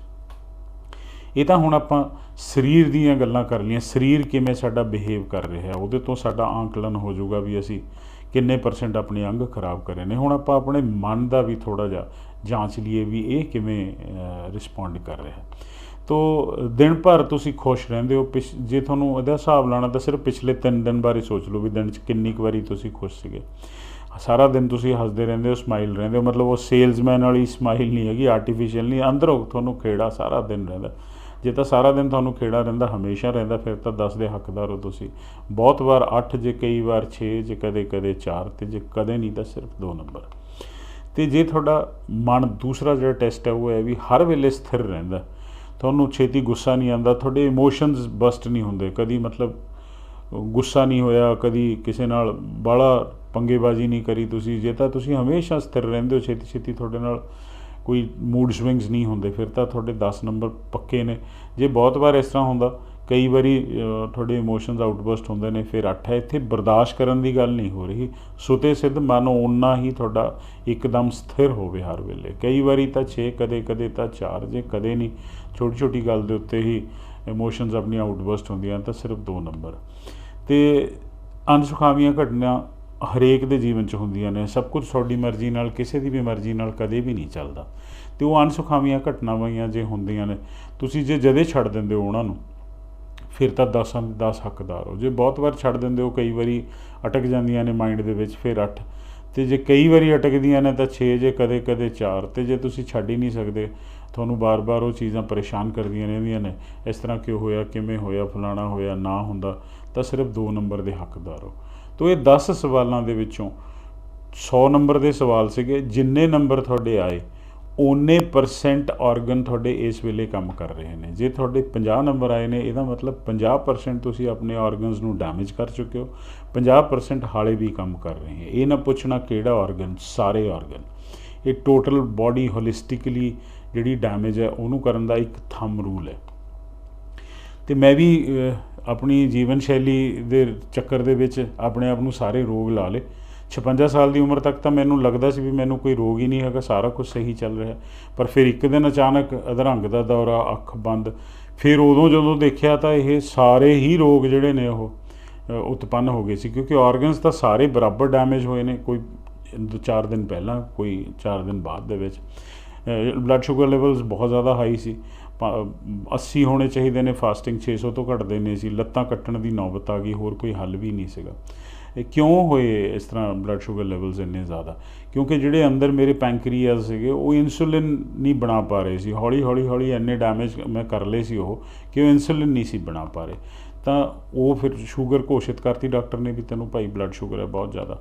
ਅਤੇ ਉਦੋਂ ਇਨਸੂਲਿਨ ਅੰਦਰ ਬਣਦੀ ਨਹੀਂ ਸੀ, ਫਿਰ ਕੋਈ ਹੱਲ ਹੈ ਨਹੀਂ ਸੀ, ਫਿਰ ਬਾਹਰੋਂ ਹੀ ਇਨਸੂਲਿਨ ਲੈਣੀ ਪੈਣੀ ਸੀ ਤੁਹਾਨੂੰ, ਹੋਰ ਕੋਈ ਹੱਲ ਨਹੀਂ ਹੈ ਇਹਦਾ। ਅਤੇ ਇਨਸੂਲਿਨ ਜਦੋਂ ਮੈਂ ਬਾਹਰੋਂ ਲੈਂਦਾ ਸੀਗਾ ਤਾਂ ਉਹ ਤਾਂ ਉਨੀ ਦੇਰ ਹੀ ਕੰਮ ਕਰੂਗੀ ਨਾ, ਥੋੜ੍ਹੀ ਦੇਰ ਬਾਅਦ ਜਦੋਂ ਤੁਸੀਂ ਦੁਬਾਰਾ ਖਾਣਾ ਖਾਇਆ ਤਾਂ ਤੁਹਾਨੂੰ ਫਿਰ ਇਨਸੂਲਿਨ ਦੀ ਲੋੜ ਪੈਣੀ ਹੈ। ਤਾਂ ਜਦੋਂ ਇੱਕ ਵਾਰੀ ਇਨਸੂਲਿਨ ਲੱਗਣੀ ਸ਼ੁਰੂ ਹੋ ਗਈ, ਜਾਂ ਇਸ ਮੈਟਰ ਤੁਹਾਡਾ ਕੋਈ ਵੀ ਔਰਗਨ ਜੇ ਅੰਦਰੋਂ ਪੂਰਾ ਕੰਮ ਨਹੀਂ ਕਰ ਰਿਹਾ, ਉਹਨੂੰ ਬਾਹਰੋਂ ਆਰਟੀਫਿਸ਼ੀਅਲ ਸਪੋਰਟ ਅਸੀਂ ਐਲੋਪੈਥੀ ਦੀ ਦੇ ਰਹੇ ਹਾਂ, ਤਾਂ ਲਗਾਤਾਰ ਦੇਣੀ ਪਊਗੀ। ਤਾਂ ਡਾਕਟਰ ਝੂਠ ਨਹੀਂ ਬੋਲਦੇ ਵੀ ਜੇ ਦਵਾਈ ਲੱਗ ਗਈ ਤਾਂ ਬਈ ਇਹ ਤਾਂ ਲਗਾਤਾਰ ਹੀ ਖਾਣੀ ਪੈਣੀ ਹੈ, ਤਾਂ ਹੀ ਉਹ ਇਹਨੂੰ ਕਿਉਰ ਨਹੀਂ ਕਹਿੰਦੇ, ਮੈਨੇਜ ਕਹਿੰਦੇ ਨੇ, ਰਾਈਟ। ਅਤੇ ਫਿਰ ਇੱਕ ਹੋਰ ਵੱਡੀ ਸਮੱਸਿਆ, ਜਦੋਂ ਕੋਈ ਵੀ ਕੈਮੀਕਲ ਅਸੀਂ ਮੂੰਹ ਦੇ ਵਿੱਚ ਪਾਉਂਦੇ ਹਾਂ, ਉਹਨੂੰ ਬਾਡੀ ਆਪਣੀ ਖੁਰਾਕ ਨਹੀਂ ਸਮਝਦੀ, ਸਿੱਧੀ ਲਿਵਰ ਦੇ ਵਿੱਚ ਜਾਂਦੀ ਹੈ। ਲਿਵਰ ਉਹਨੂੰ ਮਾਰਨ ਦੀ ਖਤਮ ਕਰਨ ਦੀ ਕੋਸ਼ਿਸ਼ ਕਰਦਾ, ਇਹਨੂੰ ਮੈਡੀਕਲ ਭਾਸ਼ਾ 'ਚ ਫਸਟ ਪਾਸ ਕਹਿੰਦੇ ਨੇ। ਤਾਂ ਉਹ ਉਸ ਕੈਮੀਕਲ ਦੀ ਜਿਹੜੀ ਕੈਪੇਬਿਲਿਟੀਜ਼ ਆ ਉਹਨੂੰ ਘਟਾਉਂਦਾ ਹੈ, ਚਾਹੇ ਉਹ ਜ਼ਹਿਰ ਹੈ, ਜਿਹੜੇ ਪੈਸਟੀਸਾਈਡਸ ਹੋਰ ਖਾਂਦੇ ਉਹਨਾਂ ਨਾਲ ਵੀ ਲੜਦਾ। ਇਸ ਲੜਾਈ ਦੇ ਵਿੱਚ ਕੁਛ ਤਾਂ ਉਹ ਦਵਾਈ ਦੀ ਕਪੈਸਿਟੀ ਘਟਦੀ ਹੈ, ਕੁਛ ਲਿਵਰ ਵੀ ਮਰਦਾ ਥੋੜ੍ਹਾ ਹੌਲੀ ਹੌਲੀ। ਤੋ ਜਦੋਂ ਇੱਕ ਵਾਰੀ ਤੁਸੀਂ ਇਹ ਦਵਾਈਆਂ ਦੀ ਚਾਕ ਦੇ ਉੱਤੇ ਲੱਗ ਗਏ ਤਾਂ ਦਿਨ ਬਰ ਦਿਨ ਉਹਦੀ ਡੋਜ਼ ਵਧਾਉਣੀ ਪਊਗੀ, ਕਿਉਂਕਿ ਬਾਡੀ ਉਹਨੂੰ ਹੌਲੀ ਹੌਲੀ ਰਿਜੈਕਟ ਕਰਦੀ ਚਲੀ ਜਾਂਦੀ ਹੈ। ਪਰ ਉਹਦੇ ਬਗੈਰ ਤੁਹਾਡਾ ਗੁਜ਼ਾਰਾ ਵੀ ਨਹੀਂ ਹੈ। ਔਰ ਦੋ ਚੀਜ਼ਾਂ ਹੋਰ ਜਿਹੜੀਆਂ ਹਰੇਕ ਦਵਾਈ ਦੇ ਨਾਲ ਐਸੋਸੀਏਟਡ ਨੇ, ਜਿਵੇਂ ਸਿਗਰਟ ਦੇ ਪੈਕਟ 'ਤੇ ਲਿਖਿਆ ਹੁੰਦਾ ਇੰਜੂਰੀਅਸ ਟੂ ਹੈਲਥ, ਉਸੇ ਤਰ੍ਹਾਂ ਇੱਕ ਚੀਜ਼ ਹੈ ADR, ਐਡਵਰਸ ਡਰੱਗ ਰਿਐਕਸ਼ਨ। ਮਤਲਬ ਸਰਲ ਭਾਸ਼ਾ ਦੇ ਵਿੱਚ ਆਪਾਂ ਇਹਨੂੰ ਜਾਣਦੇ ਹਾਂ ਸਾਈਡ ਇਫੈਕਟ ਦੇ ਨਾਂ ਦੇ ਨਾਲ। ਤੋ ਹਰੇਕ ਡਰੱਗ ਦਾ ADR ਹੁੰਦਾ, ਐਡਵਰਸ ਡਰੱਗ ਰਿਐਕਸ਼ਨ। ਮਤਲਬ ਜੇ ਉਹ 20% ਹੈ, ਇਹਦਾ ਮਤਲਬ ਇਹ ਹੈ ਕਿ ਜੇ 100 ਬੰਦੇ ਉਹ ਦਵਾਈ ਲੈਣਗੇ ਤਾਂ 20% ਜਿਹੜੇ ਨੇ ਉਹਨਾਂ ਨੂੰ ਇਹਦਾ ਰਿਐਕਸ਼ਨ ਹੋ ਸਕਦਾ। ਰਿਐਕਸ਼ਨ ਕੀ ਹੋ ਸਕਦਾ? ਖੁਰਕ ਤੋਂ ਲੈ ਕੇ ਐਲਰਜੀ ਤੋਂ ਲੈ ਕੇ ਕੈਂਸਰ ਤੱਕ ਕੁਛ ਵੀ ਹੋ ਸਕਦਾ। ਇਹ ਇਸ ਤਰ੍ਹਾਂ ਹੀ ਲਿਖਿਆ ਹੁੰਦਾ, ਨੌਜ਼ੀਆ ਵੋਜ਼ੀਆ ਕੁਛ ਵੀ ਹੋ ਸਕਦਾ ਤੁਹਾਨੂੰ। ਦੂਸਰੀ ਚੀਜ਼ ਜਿਹੜੀ ਲਿਖੀ ਹੁੰਦੀ ਹੈ ਦਵਾਈ 'ਤੇ, ਉਹ ਲਿਖੀ ਹੁੰਦੀ ਹੈ NNT, number needed to treat. ਤੋ ਇਹਦਾ ਮਤਲਬ ਕੀ ਹੈ? ਜੇ NNT 30 ਹੈ, ਇਹਦਾ ਮਤਲਬ ਇਹ ਹੈ ਕਿ ਜੇ ਤੁਸੀਂ 30 ਲੋਕਾਂ ਨੂੰ ਦਿਓਗੇ ਤਾਂ ਹੋ ਸਕਦਾ ਉਹਨਾਂ ਤੋਂ ਇੱਕ 'ਤੇ ਕੰਮ ਕਰੇ। ਕੋਈ ਜ਼ਰੂਰੀ ਨਹੀਂ ਹੈ ਕਿ ਦਵਾਈ ਹਰ ਬੰਦੇ 'ਤੇ ਹੀ ਕੰਮ ਕਰੂਗੀ। ਔਰ ਤੀਸਰਾ ਜਿਹੜੀ ਸਭ ਤੋਂ ਖਤਰਨਾਕ ਚੀਜ਼ ਹੈ, ਜਦੋਂ ਅਸੀਂ ਮਲਟੀਪਲ ਡਰੱਗਸ ਲੈ ਲੈਂਦੇ ਹਾਂ, ਉਹ ਕਿਸੇ ਡਾਕਟਰ ਕੀ ਕਿਸੇ ਸਾਇੰਸਦਾਨ ਨੂੰ ਵੀ ਨਹੀਂ ਪਤਾ ਵੀ ਅੰਦਰ ਜਾ ਕੇ ਕੀ ਕਰੂਗੀ। ਤੋ ਉਹ ਇੱਕ ਨਾਰਮਲ ਕਾਮਨ ਸੇਇੰਗ ਹੈ, ਉਹ ਕਹਿੰਦੇ ਨੇ ਕਿ there is a pill for every ill, ਪਰ ਐਕਚੁਅਲੀ ਕੀ ਹੈ, there is a ill for every pill. ਤੋ ਹਰੇਕ ਬਿਮਾਰੀ ਤੁਹਾਨੂੰ ਠੀਕ ਕਰਨ ਵਾਸਤੇ ਜਿਹੜੀ ਦਵਾਈ ਅਸੀਂ ਲੈਂਦੇ ਹਾਂ, ਉਹ ਦਵਾਈ ਤੁਹਾਨੂੰ ਠੀਕ ਕਿੰਨਾ ਕੁ ਕਰੂਗੀ ਉਹ ਤਾਂ ਵਕਤ ਦੱਸੂਗਾ, ਲੇਕਿਨ ਉਹ ਤੁਹਾਨੂੰ ਆਪਣਾ ਸਾਈਡ ਇਫੈਕਟ ਦੇ ਕੇ ਬਿਮਾਰ ਜ਼ਰੂਰ ਕਰੂਗੀ। ਔਰ ਇਹੋ ਜਿਹੀਆਂ ਵੀ ਮੈਡੀਸਨ ਨੇ ਜਿਹਦਾ 3-3000 NNT ਹੈ। ਤੋ ਐਲੋਪੈਥੀ ਦਵਾਈ ਸਿਰਫ ਦੇ ਮਾੜੇ ਸਾਈਡ ਇਫੈਕਟ ਹੁੰਦੇ ਨੇ, ਸਾਰੇ ਡਾਕਟਰਸ ਕਹਿੰਦੇ ਨੇ, ਝੂਠ ਨਹੀਂ ਬੋਲਦੇ। ਅਤੇ ਐਲੋਪੈਥੀ ਜਾਨਲੇਵਾ ਬਿਮਾਰੀਆਂ ਨੂੰ ਸਿਰਫ ਕੰਟਰੋਲ ਕਰਨ ਦੀ ਇੱਕ ਜੀਵਨ ਭਰ ਦੀ ਹਤਾਸ਼ ਕੋਸ਼ਿਸ਼ ਕਰਦੀ ਰਹਿੰਦੀ ਹੈ। ਇਹ ਇੱਕ ਹਾਰੀ ਹੋਈ ਲੜਾਈ ਹੈ। ਇਹ ਤੁਹਾਨੂੰ ਰੋਗ ਮੁਕਤ ਨਹੀਂ ਕਰ ਸਕਦੀ। ਇਹ ਕਿ ਕੋਈ ਵੀ ਜਿਹੜੀ ਪੈਥੀ ਹੈ ਤੁਹਾਨੂੰ ਉਹ ਰੋਗ ਮੁਕਤ ਨਹੀਂ ਕਰ ਸਕਦੀ। ਰੋਗ ਮੁਕਤ ਤਾਂ ਤੁਹਾਨੂੰ ਲਾਈਫ ਸਟਾਈਲ ਡਿਜ਼ੀਜ਼ ਹੀ ਕਰ ਸਕਦੇ ਨੇ। ਤੋ ਇਹ ਜਿਹੜੇ NCD ਫੈਡਰੇਸ਼ਨ ਹੈ, ਇੱਕ ਵਰਲਡ NCD ਫੈਡਰੇਸ਼ਨ ਹੈ, ਦੁਨੀਆ ਭਰ ਦੇ ਡਾਕਟਰ ਇਹਦੇ ਮੈਂਬਰ ਨੇ। ਅਤੇ ਉਹਨਾਂ ਦਾ 7 ਮਾਰਚ ਇਸੇ ਸਾਲ 2023 ਨੂੰ ਇੱਕ ਫਾਊਂਡਰਸ ਡੇ ਮਨਾਇਆ ਗਿਆ ਸੀ। PGI ਵੀ ਇਹਦਾ ਮੈਂਬਰ ਹੈ ਉੱਥੇ। ਤਾਂ ਉੱਥੇ ਉਹਨਾਂ ਨੇ ਇਹਦਾ ਜਿਹੜਾ ਨਾਂ ਹੀ ਰੱਖਿਆ ਸੀ, ਉਹ ਇਹ ਰੱਖਿਆ ਸੀ reversal of naan communicable ਡਿਜ਼ੀਜ਼ਜ਼, fact ਔਰ ਅ ਮਿਥ। ਮਤਲਬ ਕਿਆ ਜਿਹੜੇ ਨਾਨ ਕਮਿਊਨੀਕੇਬਲ ਡਿਜ਼ੀਜ਼ਜ਼ ਨੇ ਇਹਨਾਂ ਨੂੰ ਰਿਵਰਸ ਕੀਤਾ ਜਾ ਸਕਦਾ? ਕਿਆ ਇਹ ਸੱਚਾਈ ਹੈ ਕਿ ਸਿਰਫ ਇੱਕ ਭ੍ਰਾਂਤੀ ਹੈ, ਇੱਕ ਭੁਲੇਖਾ, ਇੱਕ ਮਿਥ ਹੈ? ਤਾਂ ਖੁਦ ਮੰਨਦੇ ਨੇ ਉਹ ਕਿ ਵੀ ਇਹ ਰਿਵਰਸ ਨਹੀਂ ਕੀਤਾ ਜਾ ਸਕਦਾ ਜਿਹੜੇ ਤੁਹਾਡੇ ਡਿਜ਼ੀਜ਼ਜ਼ ਨੇ। ਤਾਂ ਐਲੋਪੈਥੀ ਐਕਚੁਅਲੀ ਕੀ ਕਰਦੀ ਹੈ ਉਹ ਆਪਾਂ ਜਾਣ ਲਿਆ। ਔਰ ਐਲੋਪੈਥੀ ਕੁਛ ਕਰ ਵੀ ਨਹੀਂ ਸਕਦੀ, ਸਿਰਫ ਸਪੋਰਟ ਕਰ ਸਕਦੀ ਹੈ। ਸਰੀਰ ਆਪਣੇ ਆਪ ਨੂੰ ਖੁਦ ਠੀਕ ਕਰਦਾ। ਜਿਵੇਂ ਪਿਛਲੀ ਵੀਡੀਓ ਦੇ ਵਿੱਚ ਆਪਾਂ ਗੱਲ ਕਰੀ ਸੀ ਵੀ ਜੇ ਤੁਹਾਡੀ ਹੱਡੀ ਟੁੱਟ ਗਈ, ਤੁਹਾਡਾ ਆਪਰੇਸ਼ਨ ਹੋ ਗਿਆ, ਤਾਂ ਡਾਕਟਰ ਨੇ ਹੱਡੀ ਨੂੰ ਸਿਰਫ ਉੱਥੇ ਰੱਖਿਆ ਹੀ ਹੈ। ਸਰੀਰ ਆਪਣੇ ਆਪ ਕੈਲਸ਼ੀਅਮ ਬਣਾ ਕੇ ਜਦ ਤੱਕ ਉਹ ਹੱਡੀ ਨੂੰ ਜੋੜਦਾ ਨਹੀਂ, ਤੁਸੀਂ ਉਹਦੇ 'ਤੇ ਵਜ਼ਨ ਨਹੀਂ ਪਾ ਸਕਦੇ। ਉੱਪਰੋਂ ਜਿਹੜਾ ਤੁਹਾਡਾ ਜ਼ਖਮ ਹੈ ਉਹ ਭਰਦਾ ਨਹੀਂ। ਭਰਦਾ ਮਤਲਬ ਸਰੀਰ ਐਂਜੀਓਜੈਨੇਸਿਸ ਕਰਕੇ ਉਹਦੀਆਂ ਨਾੜੀਆਂ, ਉਹਦੀਆਂ ਨਰਵਜ਼ ਨੂੰ ਆਪਣੇ ਆਪ ਜੋੜੂਗਾ। ਬਾਹਰੋਂ ਕੋਈ ਦਵਾਈ ਬੂਟੀ ਇਹਦਾ ਹੱਲ ਨਹੀਂ ਕਰ ਸਕਦੀ। ਤੋ ਸੈਮੂਅਲ ਹੈਨੇਮਨ ਇੱਕ ਜਰਮਨ ਦੇ ਡਾਕਟਰ ਸੀਗੇ, ਐਲੋਪੈਥੀ ਦੇ ਡਾਕਟਰ ਸੀ। ਉਹਨਾਂ ਨੂੰ ਇਹ ਸਮਝ ਆਈ ਗੱਲ ਕਿ ਜਦੋਂ ਸਰੀਰ ਨੇ ਖੁਦ ਹੀ ਆਪਣੇ ਆਪ ਨੂੰ ਠੀਕ ਕਰਨਾ ਹੈ ਤਾਂ ਬਾਹਰੋਂ ਪੰਗੇ ਲੈਣ ਦੀ ਕੀ ਲੋੜ ਹੈ।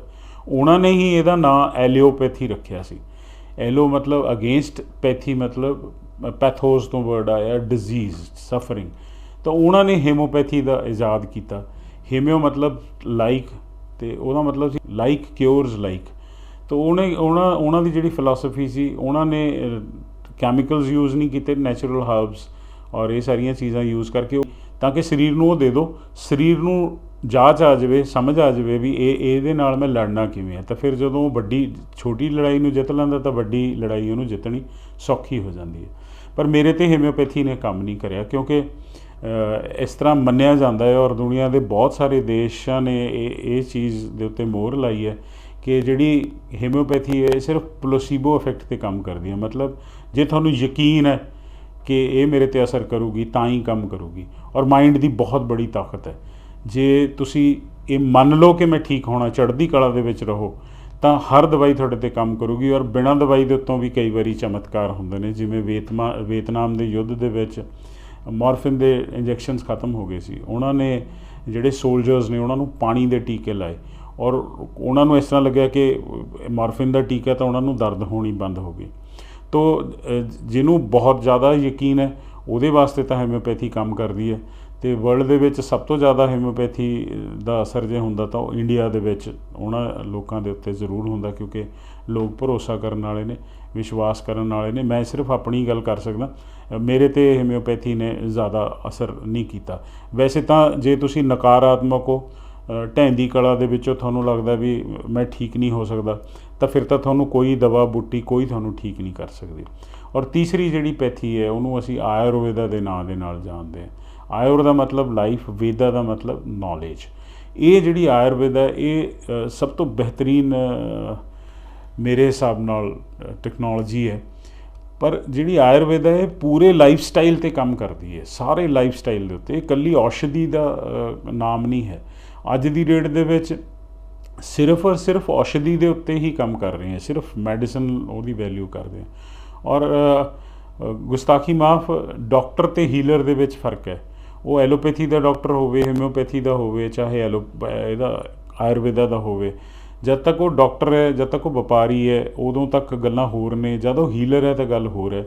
ਤੋ ਆਯੁਰਵੇਦਾ ਦੇ ਵਿੱਚ ਵੀ ਜਿਹੜਾ ਮੇਰਾ ਪਰਸਨਲ ਐਕਸਪੀਰੀਅੰਸ ਰਿਹਾ, ਤਾਂ ਉਹ ਤੁਹਾਨੂੰ 10, 12, 15 ਦਵਾਈਆਂ ਲਿਖ ਦਿੰਦੇ ਨੇ। ਇਹਦਾ ਮਤਲਬ ਤੁੱਕਾ ਲਗਾ ਰਹੇ ਨੇ ਉਹ, ਕਿਉਂਕਿ ਇੰਨਾ ਸਾਰਾ ਮਿਕਸੋਪੈਥੀ ਦਾ ਤਾਂ ਮਤਲਬ ਤੁੱਕਾ ਵੀ ਕੋਈ ਨਾ ਕੋਈ ਤਾਂ ਕੰਮ ਕਰੂਗੀ। ਇਸ ਤਰ੍ਹਾਂ ਹੁੰਦਾ ਨਹੀਂ। ਜਦੋਂ ਅਲੱਗ-ਅਲੱਗ ਚੀਜ਼ਾਂ ਮਿਕਸ ਹੋ ਜਾਂਦੀਆਂ ਉਹਦਾ ਕੋਈ ਹੋਰ ਹੀ ਅਸਰ ਹੁੰਦਾ ਤੁਹਾਡੇ ਸਰੀਰ ਦੇ ਉੱਤੇ। ਔਰ ਫਿਰ ਜਦੋਂ ਤੁਸੀਂ ਉਹ ਲੈਣ ਜਾਂਦੇ ਹੋ ਤਾਂ ਉਨੀ ਹੀ 200 ਰੁਪਏ ਤੋਂ ਲੈ ਕੇ 1900 ਰੁਪਏ ਤੱਕ ਦੀ ਡੱਬੀ ਮਿਲਦੀ ਹੈ। ਸੇਮ ਉਹੀ ਐਲੋਪੈਥੀ ਵਰਗੀਆਂ ਡੱਬੀਆਂ, ਉਹੋ ਜਿਹੀਆਂ ਗੋਲੀਆਂ। ਤਾਂ ਹੋ ਸਕਦਾ ਮੈਂ ਕੋਈ ਇਹਦਾ ਦਾਅਵਾ ਨਹੀਂ ਕਰਦਾ ਕਿ ਉਹਦੇ ਵਿੱਚ ਵੀ ਕੋਈ ਨਾ ਕੋਈ ਕੰਪਨੀਆਂ ਸਟੀਰੋਇਡਸ ਪਾ ਦੇਣ ਕਿਉਂਕਿ ਤਾਂ ਕਿ ਵੀ ਇਹ ਜਲਦੀ ਅਸਰ ਕਰੇ ਅਤੇ ਬੰਦਾ ਫਿਰ ਲੈਂਦਾ ਰਹੇ ਇਹਨੂੰ। ਜਦ ਕਿ ਜਿਹੜਾ ਆਯੁਰਵੇਦਾ ਉਹ ਇਮੀਡੀਏਟਲੀ ਅਸਰ ਕਰਨ ਵਾਸਤੇ ਨਹੀਂ ਬਣਿਆ ਹੋਇਆ। ਆਹਾਰ ਹੈ ਉਹ ਤੁਹਾਡੇ ਅੰਗਾਂ ਨੂੰ ਸਹੀ ਕਰਨ ਵਾਸਤੇ ਬਣਿਆ, ਜਿਹੜਾ ਕਿ ਤੁਹਾਡੇ ਸਰੀਰ ਨੂੰ ਇੱਕ ਰॉ ਮਟੀਰੀਅਲ ਦੇ ਰਿਹਾ ਕਿ ਉਸ ਰॉ ਮਟੀਰੀਅਲ ਦੇ ਵਿੱਚੋਂ ਔਸ਼ਧੀ ਗੁਣ ਲੈ ਕੇ ਉਹ ਤੱਤ ਬਣਾ ਸਕੇ ਜਿਹੜੇ ਉਸ ਔਰਗਨ ਨੂੰ ਰਿਪੇਅਰ ਕਰਨ ਵਾਸਤੇ ਚਾਹੀਦੇ ਆ। ਤੋ ਇਹ ਜਿਹੜੀਆਂ ਐਲੋਪੈਥੀ ਹੈ ਤੁਹਾਡੀ, ਹੋਮਿਓਪੈਥੀ, ਆਯੁਰਵੇਦਾ, ਇਹ ਤੁਹਾਨੂੰ ਰੋਗ ਮੁਕਤ ਨਹੀਂ ਕਰਵਾ ਸਕਦੇ। ਇਹ ਤੁਹਾਡਾ ਟੈਂਪਰੇਰੀ ਸਪੋਰਟ ਸਿਸਟਮ ਤੁਹਾਨੂੰ ਕਰ ਸਕਦੇ ਨੇ, ਇਹ ਤੁਹਾਨੂੰ ਮਦਦ ਕਰ ਸਕਦੇ ਨੇ ਰੋਗਾਂ 'ਚੋਂ ਬਾਹਰ ਆਉਣ ਵਾਸਤੇ। ਪਰ ਟੈਨਸ਼ਨ ਲੈਣ ਦੀ ਲੋੜ ਨਹੀਂ ਹੈ। ਜਿਹੜਾ ਸਰੀਰ ਹੈ ਇਹ ਬ੍ਰਹਮ ਹੈ, ਇਹ ਆਪਣੇ ਆਪ ਨੂੰ ਠੀਕ ਕਰਨਾ ਜਾਣਦਾ। ਬਣਾਇਆ ਵੀ ਤਾਂ ਇਹਨੇ ਆਪਣੇ ਆਪ ਨੂੰ ਸੀ ਨਾ, ਇੱਕ ਸਿੰਪਲ ਸਿੰਗਲ ਸੈੱਲ ਦੇ ਉੱਤੋਂ, ਜ਼ਾਈਗੋਟ ਜਿਹਨੂੰ ਕਹਿੰਦੇ ਨੇ, ਖੁਦ ਹੀ ਆਪਣੇ ਆਪ ਨੂੰ ਇਹਨੇ ਬਣਾਇਆ। ਅੱਜ ਵੀ ਇੱਕ ਸੈਕਿੰਡ ਦੇ ਵਿੱਚ 30 ਲੱਖ ਸੈੱਲ ਅੰਦਰਲੇ ਮਰ ਰਹੇ ਨੇ ਜਿਹਨਾਂ ਨੂੰ ਨਵੇਂ ਬਣਾਉਂਦਾ ਜਾ ਰਿਹਾ। ਤਾਂ ਕਮਾਲ ਦੀ ਚੀਜ਼ ਹੈ ਇਹ ਰਿਪੇਅਰ ਆਪਣੇ ਆਪ ਨੂੰ ਕਰਦਾ। ਕਿਵੇਂ ਕਰਦਾ, ਕਿਹੜੀਆਂ ਆਦਤਾਂ ਕਰਕੇ ਖਰਾਬ ਹੁੰਦਾ ਅਤੇ ਕਿਹੜੀਆਂ ਆਦਤਾਂ ਜੇ ਅਸੀਂ ਸੁਧਾਰ ਲਈਏ ਤਾਂ ਸਰੀਰ ਆਪਣੇ ਆਪ ਨੂੰ ਠੀਕ ਕਰ ਸਕਦਾ, ਉਹਦੀ ਚਰਚਾ ਆਪਾਂ ਆਉਣ ਵਾਲੇ ਵੀਡੀਓਜ਼ ਦੇ ਵਿੱਚ ਕਰਾਂਗੇ। ਕਿਉਂਕਿ ਮੈਂ ਆਪਣੇ ਸਾਰੇ ਰੋਗ, ਸਾਰੇ ਦੇ ਸਾਰੇ ਰੋਗ, ਇਹ ਇਕੱਲਾ ਨਹੀਂ ਲੱਗਦਾ ਰੋਗ, ਇਹ ਭੈਣ ਭਰਾ ਨੇ, ਸਾਰੇ ਹੀ ਲੱਗੇ ਹੁੰਦੇ ਨੇ। ਤੁਹਾਨੂੰ ਪ੍ਰਗਟ ਇੱਕ ਹੋ ਜਾਂਦਾ, ਉਸ ਤੋਂ ਬਾਅਦ ਦੂਜਾ ਵੀ ਹੋ ਜਾਊਗਾ, ਤੀਜਾ ਵੀ ਹੋ ਜਾਊਗਾ, ਚੌਥਾ ਵੀ ਹੋ ਜਾਊਗਾ। ਜਿਵੇਂ ਆਪਾਂ ਸਮਝਿਆ ਕਿ ਆਪਾਂ ਸਾਰੇ ਆਰਗਨਸ ਨੂੰ ਡੈਮੇਜ ਕਰ ਰਹੇ ਹਾਂ, ਕਿਸੇ ਇੱਕ ਆਰਗਨ ਨੂੰ ਡੈਮੇਜ ਨਹੀਂ ਕਰ ਰਹੇ। ਤਾਂ ਮੈਂ ਆਪਣੇ ਸਾਰੇ ਰੋਗ ਰਿਵਰਸ ਕਰਨ ਦੇ ਵਿੱਚ ਕਾਮਯਾਬ ਹੋਇਆ ਔਰ ਸਾਰੀਆਂ ਦਵਾਈਆਂ ਮੇਰੀਆਂ ਟੋਟਲੀ ਬੰਦ ਹੋ ਗਈਆਂ। ਤਾਂ ਇਹ ਕੀਤਾ ਕਿਸ ਤਰ੍ਹਾਂ ਮੈਂ? ਵਿਗਿਆਨ ਇੱਕੋ ਹੀ ਹੁੰਦਾ, ਵਿਗਿਆਨ ਦੋ ਨਹੀਂ ਹੁੰਦੇ। ਤਾਂ ਬਹੁਤ ਸਾਰੀ ਸਟੱਡੀਜ਼ ਕਰੀਆਂ ਮੈਂ, ਬਹੁਤ ਕੁਝ ਪੜ੍ਹਿਆ, ਇਹਦੇ ਬਾਰੇ ਸਮਝਣ ਦੀ ਕੋਸ਼ਿਸ਼ ਕਰੀ। ਇੱਕ ਤਾਂ ਮੈਂ ਫਸਿਆ ਹੋਇਆ ਸੀਗਾ ਕਿਉਂਕਿ ਲੱਤਾਂ ਕਟਾ ਕੇ ਰਗੜ ਕੇ ਮਰਨ ਦੀ ਮੇਰੀ ਕੋਈ ਇੱਛਾ ਨਹੀਂ ਸੀ, ਅਤੇ ਵੈਸੇ ਵੀ ਮੇਰੀ ਪ੍ਰਵਿਰਤੀ ਵੀ ਬਹੁਤ ਜਗਿਆਸੂ ਪ੍ਰਵਿਰਤੀ ਹੈ। ਤਾਂ ਮੈਂ ਜਾਣਨਾ ਚਾਹੁੰਦਾ ਸੀ ਵੀ ਇੱਕ ਦਿਨ ਦੇ ਵਿੱਚ ਰੋਗ ਕਿਵੇਂ ਲੱਗੇ। ਤਾਂ ਜਿੱਥੋਂ ਵੀ ਮੈਨੂੰ ਜਾਣਕਾਰੀਆਂ ਮਿਲੀਆਂ, ਚਾਹੇ ਇੰਟਰਨੈਟ ਤੋਂ, ਚਾਹੇ ਬੁੱਕਸ ਤੋਂ, ਪਰ ਇੱਥੇ ਯਾਦ ਰਹੇ ਬੁੱਕਸ, ਇੰਟਰਨੈਟ, ਗੁਰੂ, ਇਹ ਸਿਰਫ ਤੁਹਾਨੂੰ ਇਨਫੋਰਮੇਸ਼ਨ ਦਿੰਦਾ, ਨੌਲੇਜ ਨਹੀਂ ਦਿੰਦਾ। ਨੌਲੇਜ ਦੇ ਵਿੱਚ ਤੁਸੀਂ ਉਹਨੂੰ ਆਪ ਕਨਵਰਟ ਕਰਦੇ ਹੋ, ਫਿਰ ਉਹਦੇ 'ਤੇ ਨਿਧਿਆਸਨ ਕਰਿਆ, ਆਪਣੀ ਬਾਡੀ ਦੇ ਉੱਪਰ ਇੰਸਟਰੂਮੈਂਟਸ ਲਗਾਏ ਜਿਹੜੇ ਦੱਸ ਰਹੇ ਸੀਗੇ ਕਿ ਜਦੋਂ ਮੈਂ ਜੋ ਖਾਣਾ ਜਾਂ ਸੋਚਦਾ ਉਹਦੇ ਨਾਲ ਮੇਰੀ ਬਾਡੀ ਦੇ ਵਿੱਚ ਸ਼ੂਗਰ ਲੈਵਲਸ ਕੀ ਹੋ ਰਹੇ ਨੇ, ਬਲੱਡ ਪ੍ਰੈਸ਼ਰਸ ਕਿਵੇਂ ਹੋ ਰਹੇ ਨੇ, ਕ੍ਰੀਏਟਿਨ ਲੈਵਲ, ਸਾਰੀ ਚੀਜ਼ ਦਾ ਨਿਧਿਆਸਨ ਉਹਦੇ 'ਤੇ ਰਿਸਰਚ ਕਰਿਆ ਕਿ ਕਿਵੇਂ ਕਿਹੜੀ ਚੀਜ਼, ਔਰ ਸਾਰੇ ਚੀਜ਼ ਆਪਣੇ 'ਤੇ ਇਸਤੇਮਾਲ ਕਰਿਆ, ਹੀਮੋਪੈਥੀ ਵੀ, ਆਯੁਰਵੇਦਾ ਵੀ, ਐਲੋਪੈਥੀ ਵੀ। ਤੋ ਇਹ ਸਾਰੀ ਬਿਮਾਰੀ ਦੇ ਵਿੱਚੋਂ ਮੈਂ ਬਾਹਰ ਨਿਕਲ ਪਾਇਆ। ਪਹਿਲਾਂ ਅਤੇ ਹੁਣ ਦੇ ਵਿੱਚ ਫ਼ਰਕ ਤੁਸੀਂ ਦੇਖ ਸਕਦੇ ਹੋ। ਪਰ ਇਹਦੇ ਵਿੱਚ ਇੱਕ ਹੋਰ ਬਹੁਤ ਜ਼ਿਆਦਾ ਜ਼ਰੂਰੀ ਚੀਜ਼ ਹੈ। ਉਹ ਜ਼ਰੂਰੀ ਚੀਜ਼ ਇਹ ਹੈ ਕਿ ਜਿਵੇਂ ਮੈਂ ਪਹਿਲਾਂ ਕਿਹਾ ਕਿ ਬੁੱਕਸ ਨੇ ਜਾਂ ਸਾਡਾ ਗੁਰੂ ਹੈ ਜਾਂ ਸਾਡਾ ਇੰਟਰਨੈਟ ਹੈ, ਇਹ ਸਿਰਫ ਇਨਫੋਰਮੇਸ਼ਨ ਦੇ ਰਿਹਾ ਤੁਹਾਨੂੰ।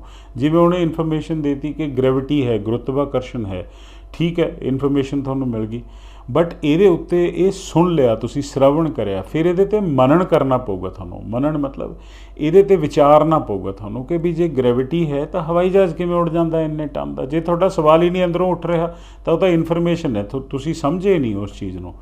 ਤੋ ਜਦੋਂ ਤੁਸੀਂ ਇਹਦੇ 'ਤੇ ਮਨਨ ਕਰਨ ਦੀ ਕੋਸ਼ਿਸ਼ ਕਰੋਗੇ, ਜਦੋਂ ਖੋਜ ਕਰਨ ਦੀ ਕੋਸ਼ਿਸ਼ ਕਰੋਗੇ, ਤਾਂ ਤੁਹਾਨੂੰ ਸਮਝ ਆਊਗਾ ਕਿ ਜਿੱਥੇ ਗ੍ਰੈਵਿਟੀ ਹੈ ਉੱਥੇ ਹੋਰ ਵੀ ਬਹੁਤ ਸਾਰੇ ਪ੍ਰਿੰਸੀਪਲਸ ਨੇ। ਔਰ ਕੁਦਰਤ ਜਿਹੜੀ ਹੈ ਉਹ ਨਿਯਮਾਂ ਦੀ, ਸਖਤ ਨਿਯਮਾਂ ਦੀ ਬੰਨੀ ਹੋਈ ਹੈ।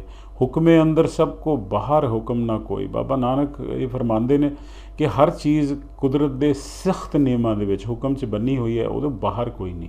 ਇੱਕ ਹੋਰ ਪ੍ਰਿੰਸੀਪਲ ਹੁੰਦਾ ਜਿਹਨੂੰ ਬਰਨੌਲੀਜ਼ ਪ੍ਰਿੰਸੀਪਲ ਕਹਿੰਦੇ ਨੇ। ਤੁਸੀਂ ਕਰਕੇ ਦੇਖਣਾ, ਇੱਕ ਕਾਗਜ਼ ਦਾ ਟੁਕੜਾ ਲਓ ਇਸ ਤਰ੍ਹਾਂ, ਉਹਦੇ ਉੱਪਰ ਫੂਕ ਮਾਰੋ ਤਾਂ ਕਾਗਜ਼ ਉੱਪਰ ਨੂੰ ਆਊਗਾ, ਕਿਉਂਕਿ ਉੱਪਰਲੀ ਹਵਾ ਹਟ ਜਾਂਦੀ ਹੈ ਤਾਂ ਉੱਪਰ ਹੋ ਜਾਂਦਾ। ਤਾਂ ਇਸੇ ਤਰ੍ਹਾਂ ਜਦੋਂ ਫਿਰ ਜਹਾਜ਼ ਦੌੜਦਾ ਤਾਂ ਫੰਗਾਂ ਦੇ ਉੱਪਰਲੀ ਹਵਾ ਹਟ ਜਾਂਦੀ ਹੈ, ਥੱਲੇ ਵਾਲੀ ਹਵਾ ਜਿਹੜੀ ਹੈ ਉਹਨੂੰ ਚੱਕ ਕੇ ਉਡਾ ਦਿੰਦੀ ਹੈ। ਤਾਂ ਹੁਣ ਇਸ ਦੇ ਉੱਪਰ ਜੇ ਤੁਹਾਡਾ ਅੱਗੇ ਸਵਾਲ ਉੱਠਦਾ ਤਾਂ ਫਿਰ ਜੇ ਤੁਸੀਂ ਇੱਕ ਕਾਰ ਨੂੰ ਫਰ ਲਾ ਦਿਓ, ਕਿਆ ਉੱਡੇਗੀ ਉਹ? ਜੇ ਹੁਣ ਤੁਸੀਂ ਤੁੱਕਾ ਲਾਉਂਦੇ ਹੋ ਉੱਡੇਗੀ ਜਾਂ ਨਹੀਂ ਉੱਡੇਗੀ, ਉਹ ਦੋਹੇ ਸਵਾਲ ਦਾ ਕੋਈ ਮਤਲਬ ਨਹੀਂ ਹੈਗਾ। ਤੁੱਕਾ ਹੈ ਉਹ, ਇੱਕ ਤਾਂ ਠੀਕ ਹੋ ਹੀ ਸਕਦਾ। ਮੈਂ ਦੱਸਦਾ, ਉਹ ਕਾਰ ਉੱਡੇਗੀ, ਕਿਉਂਕਿ ਜਦੋਂ ਉਹਦੀ ਉਨੀ ਸਪੀਡ ਹੋ ਗਈ, ਬਰਨੌਲੀਜ਼ ਪ੍ਰਿੰਸੀਪਲ ਵੀ ਕੰਮ ਕਰ ਰਿਹਾ ਹੈ। ਉੱਪਰੋਂ ਫੰਗਾਂ ਤੋਂ ਜਦੋਂ ਹਵਾ ਹਟ ਗਈ, ਜਦੋਂ ਪ੍ਰੋਪਰ ਡਿਜ਼ਾਈਨ ਹੈਗਾ ਤਾਂ ਉਡੂਗੀ। ਲੇਕਿਨ ਜਿਵੇਂ ਹੀ ਉਹ ਧਰਤੀ ਨੂੰ ਛੱਡੂਗੀ, ਟਾਇਰਾਂ ਦੀ ਸਪੀਡ ਜਿਹੜੀ ਉਹ ਘਟਣੀ ਸ਼ੁਰੂ ਹੋ ਜੂਗੀ, ਅਤੇ ਜਿਵੇਂ ਉਹਦੀ ਸਪੀਡ ਘਟ ਗਈ ਤਾਂ ਉਹ ਥੱਲੇ ਗਿਰੂਗਾ। ਤਾਂ ਮਨਨ ਇੱਥੇ ਨਹੀਂ ਰੁਕਿਆ। ਫਿਰ ਅੱਗੇ ਸਵਾਲ ਹੁੰਦਾ ਕਿ ਜਹਾਜ਼ ਕਿਵੇਂ ਉੱਡ ਜਾਂਦਾ? ਜਹਾਜ਼ ਇਸ ਤਰ੍ਹਾਂ ਉੱਡਦਾ ਕਿ ਜਹਾਜ਼ ਦੇ ਫਰਾਂ ਦੇ ਥੱਲੇ 50 ਹਾਰਸ ਪਾਵਰ ਤੋਂ ਲੈ ਕੇ ਲੱਖ ਹਾਰਸ ਪਾਵਰ ਦਾ ਇੰਜਨ ਲੱਗਿਆ ਹੁੰਦਾ। ਉਹ ਅੱਗੋਂ ਹਵਾ ਖਿੱਚਦਾ ਔਰ ਪਿੱਛੇ ਮਾਰਦਾ। ਇਹ ਇੰਜਣਾਂ ਦਾ ਟਾਇਰਾਂ ਦੇ ਨਾਲ ਤੁਸੀਂ ਦੇਖ ਸਕਦੇ ਹੋ ਕੋਈ ਕਨੈਕਸ਼ਨ ਨਹੀਂ ਹੁੰਦਾ। ਤੋ ਇਹ ਚਾਹੇ ਧਰਤੀ 'ਤੇ ਹੈ ਚਾਹੇ ਹਵਾ ਦੇ ਵਿੱਚ ਹੈ ਤਾਂ ਲਗਾਤਾਰ ਉੱਡਦਾ ਰਹਿੰਦਾ। ਪਰ ਇਹਦੇ ਵਿੱਚ ਹੁਣ ਪ੍ਰੋਬਲਮ ਇਹ ਹੈ ਕਿ ਜਦੋਂ ਇਹ ਉੱਤਰ ਕੇ ਸਵਾਰੀਆਂ ਨੂੰ ਚੜ੍ਹਾਉਣ ਅਤੇ ਉਤਾਰਨ ਵਾਸਤੇ ਲੱਗਦਾ ਡੌਕ ਦੇ ਉੱਪਰ, ਉਦੋਂ ਇਹ ਪੁੱਠਾ ਨਹੀਂ ਚੱਲ ਸਕਦਾ। ਕਾਰਨ ਕੀ ਹੈ ਕਿ ਪਿੱਛੋਂ ਪੱਖੇ ਜਿਹੜੇ ਨੇ ਉਹ ਬਰੀਕ ਕੀਤੇ ਹੁੰਦੇ, ਡਿਜ਼ਾਈਨ ਇਸ ਤਰ੍ਹਾਂ ਦਾ ਹੁੰਦਾ ਕਿ ਪ੍ਰੈਸ਼ਰ ਬਣ ਕੇ ਹਵਾ ਨਿਕਲੇ ਤਾਂ ਪੁੱਠਾ ਘੁੰਮ ਨਹੀਂ ਸਕਦਾ। ਤਾਂ ਫਿਰ ਇੱਕ ਛੋਟਾ ਜਿਹਾ ਟਰੈਕਟਰ ਹੁੰਦਾ ਜਿਹੜਾ ਇਹਨੂੰ ਫੜ ਕੇ ਖਿੱਚ ਕੇ ਰਨਵੇ ਤੱਕ ਲੈ ਕੇ ਜਾਂਦਾ। ਇਹ ਟਰੈਕਟਰ ਦੀ ਸ਼ਮਤਾ ਕੋਈ ਜ਼ਿਆਦਾ ਨਹੀਂ ਹੁੰਦੀ, ਇਹ ਜ਼ਿਆਦਾ ਤੋਂ ਜ਼ਿਆਦਾ 100 ਹਾਰਸ ਪਾਵਰ ਇੰਨੇ ਕੁ ਦਾ ਹੋਊਗਾ, ਅਤੇ ਉੱਥੇ ਜਾ ਕੇ ਉੱਥੇ ਇਹਨੂੰ ਛੱਡ ਦਿੰਦਾ। ਤਾਂ ਇਹ ਸਾਰਾ ਖਲਾਰਾ ਮੈਂ ਕਿਉਂ ਪਾਇਆ? ਇਹ ਖਲਾਰਾ ਇਸ ਕਰਕੇ ਪਾਇਆ ਕਿ ਉਹ ਜਿਹੜਾ ਟਰੈਕਟਰ ਹੈ ਉਹਦੀ ਹੈਸੀਅਤ ਸਿਰਫ ਇੱਕ ਗੁਰੂ ਦੀ ਹੈਸੀਅਤ ਉਨੀ ਟਰੈਕਟਰ ਜਿੰਨੀ ਹੀ ਹੈ। ਉਹ ਤੁਹਾਨੂੰ ਦੱਸ ਸਕਦਾ, ਤੁਹਾਨੂੰ ਰਾਹ ਪਾ ਸਕਦਾ, ਤੁਹਾਨੂੰ ਉਡਾ ਨਹੀਂ ਸਕਦਾ। ਉਡਣਾ ਤਾਂ ਤੁਹਾਨੂੰ ਆਪਣੇ ਦਮ ਦੇ ਉੱਤੇ ਖੁਦ ਹੀ ਪਊਗਾ। ਤੋ ਜੇ ਤੁਸੀਂ ਮੇਰੀਆਂ ਗੱਲਾਂ ਜਾਂ ਕਿਸੇ ਦੀ ਮੈਂ ਗੱਲਾਂ ਸਿਰਫ ਸੁਣ ਰਹੇ ਹੋ, ਉਦੋਂ ਵੀ ਪੜਚੋਲ ਨਹੀਂ ਕਰ ਰਹੇ। ਜੇ ਤੁਸੀਂ ਪੜਚੋਲ ਵੀ ਕਰ ਲਈ ਤਾਂ ਵੀ ਉਹਦਾ ਕੋਈ ਲਾਭ ਨਹੀਂ ਹੈਗਾ ਜਦ ਤੱਕ ਤੁਸੀਂ ਨਿਧਿਆਸਨ ਨਹੀਂ ਕਰਦੇ। ਜਪਜੀ ਸਾਹਿਬ ਦੇ ਵਿੱਚ 4 ਪੌੜੀਆਂ ਸੁਣੀਏ ਦੀਆਂ, 4 ਮੰਨੀਏ ਦੀਆਂ, 1 ਨਿਧਿਆਸਨ ਦੀਆਂ। ਵੇਦਾਂ ਦੇ ਵਿੱਚ ਵੀ ਇਸ ਚੀਜ਼ ਦੀ ਗੱਲ ਹੈ, ਪ੍ਰੈਕਟੀਕਲ ਲਾਈਫ ਦੇ ਵਿੱਚ ਵੀ ਇਹੀ ਕਹਾਣੀ ਹੈ। ਤੋ ਉੱਡਣਾ ਔਰ ਕਾਮਯਾਬੀ ਤਾਂ ਸਿਰਫ ਔਰ ਸਿਰਫ ਤੁਹਾਡੇ ਹੱਥ ਦੇ ਵਿੱਚ ਹੈ। ਤੋ ਅਹਮ ਬ੍ਰਹਮਾਸਮੀ, ਖੁਦ ਹੀ ਮੈਂ ਬ੍ਰਹਮ, ਕਰਤਾ ਪੁਰਖ, ਕਰਤਾ ਕ੍ਰੀਏਟਰ, ਪੁਰਖ ਜਿਹੜਾ ਕ੍ਰੀਏਸ਼ਨ ਹੈ। ਤੋ ਤੁਸੀਂ ਖੁਦ ਹੀ ਆਪਣੇ ਹਰ ਜੰਗ ਜੀਵਨ ਦੀ ਫਤਿਹ ਕਰ ਸਕਦੇ ਹੋ। ਇਹ ਤਾਂ ਰੋਗਾਂ ਨੂੰ ਰਿਵਰਸ ਕਰਨ ਦੀ ਗੱਲ ਹੈ, ਬਹੁਤ ਛੋਟੀ ਜਿਹੀ ਗੱਲ ਹੈ, ਕੋਈ ਬਹੁਤ ਮੁਸ਼ਕਿਲ ਗੱਲ ਨਹੀਂ ਹੈ, ਸਿਰਫ ਕੁਛ ਆਦਤਾਂ ਨੂੰ ਚੇਂਜ ਕਰਨਾ। ਪਰ ਮੇਰਾ ਵੱਡਾ ਕੰਸਰਨ ਉਹ ਯੰਗਸਟਰਸ ਵਾਸਤੇ ਹੈ ਜਿਹੜੀ ਬਹੁਤ ਤੇਜ਼ੀ ਨਾਲ ਆਪਣੀਆਂ ਜਿਹੜੇ ਅੰਗਾਂ ਨੂੰ ਖਰਾਬ ਕਰ ਰਹੇ ਨੇ। ਤੋ ਸਾਡੇ ਬਜ਼ੁਰਗ ਤਾਂ ਫਿਰ 80-90 ਸਾਲ ਤੱਕ ਜੀ ਗਏ, ਸਾਡੇ ਵਾਲੇ ਮੈਨੂੰ ਨਹੀਂ ਲੱਗਦਾ ਵੀ 60-70 ਤੱਕ ਪਹੁੰਚਣਗੇ। ਬਹੁਤ ਸਾਰੇ ਮੇਰੇ ਮਿੱਤਰ ਤਾਂ 55 'ਚ ਹੀ ਤੁਰ ਗਏ। ਗਾਂ ਵਾਲੀ ਜਿਹੜੀ ਜਨਰੇਸ਼ਨ ਹੈ ਉਹਦਾ ਤਾਂ ਹੋਰ ਬੁਰਾ ਹਾਲ ਮੈਨੂੰ ਹੋਣ ਲੱਗ ਰਿਹਾ। ਤੋ ਤੁਸੀਂ ਇਹ ਨਾ ਸਮਝੋ ਕਿ ਜਦੋਂ ਡਾਕਟਰ ਤੁਹਾਨੂੰ ਡਿਕਲੇਅਰ ਕਰੂਗਾ ਤੁਸੀਂ ਉਦੋਂ ਹੀ ਰੋਗ ਗ੍ਰਸਤ ਹੋਏ ਹੋ। ਰੋਗ ਥੋੜ੍ਹੇ ਬਹੁਤੇ ਤਾਂ ਤੁਸੀਂ ਹੁਣ ਹੀ ਆਪਣੇ ਸਰੀਰ ਦੇ ਵਿੱਚ ਲੈ ਲਏ ਹੋਏ ਨੇ। ਤੋ ਇਹ ਬਿਲਕੁਲ ਹੁਣੇ ਤੋਂ ਹੀ ਜੇ ਤੁਸੀਂ ਇਹਨਾਂ ਆਦਤਾਂ ਨੂੰ ਬਦਲੋਗੇ ਤਾਂ 100% ਰਿਕਵਰੀ ਹੋ ਜੂਗੀ। ਜੇ ਤੁਸੀਂ ਰੋਗਗ੍ਰਸਤ ਹੋ ਤਾਂ ਵੀ ਕੋਈ ਇਹੋ ਜਿਹਾ ਰੋਗ ਨਹੀਂ ਕਿ ਜਿਹੜਾ ਰਿਵਰਸ ਨਾ ਹੋ ਸਕੇ, ਠੀਕ ਨਾ ਹੋ ਸਕੇ। ਤੁਹਾਨੂੰ ਕੋਈ ਦਵਾਈ ਬੂਟੀ, ਵੈਦ, ਹਕੀਮ, ਡਾਕਟਰ ਰੋਗ ਮੁਕਤ ਨਹੀਂ ਕਰਾ ਸਕਦਾ। ਸਪੋਰਟ ਤੁਹਾਨੂੰ ਕਰ ਸਕਦਾ, ਉਹ ਤੁਹਾਨੂੰ ਜਿੰਦਾ ਰੱਖ ਸਕਦਾ 6 ਮਹੀਨੇ 6 ਸਾਲ, ਉਹ ਅਲੱਗ ਹੈ। ਔਰ ਟਾਈਮ ਦੇ ਨਾਲ ਨਾਲ ਤੁਹਾਡੀ ਜਿਹੜੀ ਕੁਆਲਿਟੀ ਆਫ ਲਾਈਫ ਹੈ ਉਹ ਵੀ ਘਟਦੀ ਜਾਊਗੀ।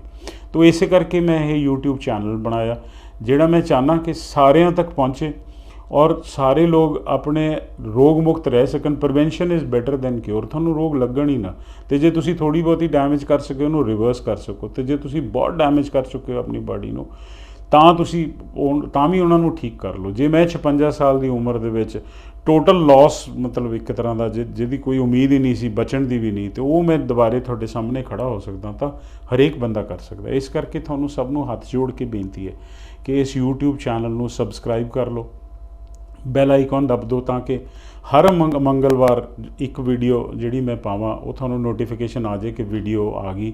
ਔਰ ਇਹਦੇ ਉੱਤੇ ਕਮੈਂਟ ਜ਼ਰੂਰ ਕਰਨਾ, ਚਾਹੇ ਤੁਹਾਨੂੰ ਚੰਗਾ ਲੱਗੇ, ਚਾਹੇ ਤੁਹਾਡੇ ਕੋਈ ਹੋਰ ਵਿਚਾਰ ਹੋਣ। ਜੇ ਕੁਝ ਜ਼ਿਆਦਾ ਨਹੀਂ, ਚਾਹੇ ਥੰਬਸ ਅਪ ਕਰ ਦਿਓ, ਥੰਬਸ ਡਾਊਨ ਕਰ ਦਿਓ, ਕੁਛ ਵੀ ਕਰ ਦਿਓ। ਕਮੈਂਟਾਂ ਦੀ ਬਹੁਤ ਜ਼ਰੂਰਤ ਹੈ, ਮੈਨੂੰ ਤੁਹਾਡੇ ਫੀਡਬੈਕ ਦੀ ਬਹੁਤ ਜ਼ਰੂਰਤ ਹੈ। ਸਾਰਿਆਂ ਦਾ ਬਹੁਤ ਬਹੁਤ ਧੰਨਵਾਦ। ਸਤਿ ਸ਼੍ਰੀ ਅਕਾਲ। ਫੇਰ ਮਿਲਾਂਗੇ। ਸਭ ਦਾ ਮੰਗਲ ਹੋਵੇ।